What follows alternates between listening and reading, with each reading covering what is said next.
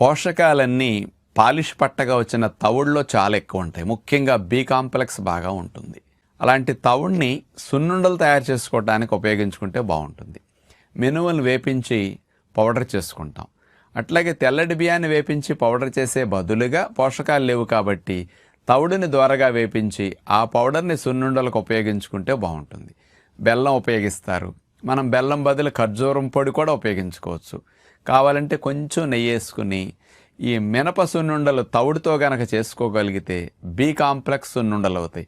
అన్ని రకాల B complex విటమిన్లు తవుడులో ఉంటాయి కాబట్టి ఇలాంటి తవుడుతో చేసుకున్న సున్నుండలు భోజనానంతరంగానే ఒకటి తింటే మినుముల ద్వారా ప్రోటీన్, తవుడు ద్వారా మనకి బి కాంప్లెక్స్ విటమిన్లు, ఖర్జూరం పొడి వల్ల ఇట్లాంటి వాటి వల్ల మంచి రక్త పుష్టికి ఉపయోగపడే బి కాంప్లెక్స్ సున్నుండలు ఇట్లా ఇంట్లో తయారు చేసుకుని పిల్లలకి కుటుంబ సభ్యులందరికీ పెడితే ఎంతో మంచిది.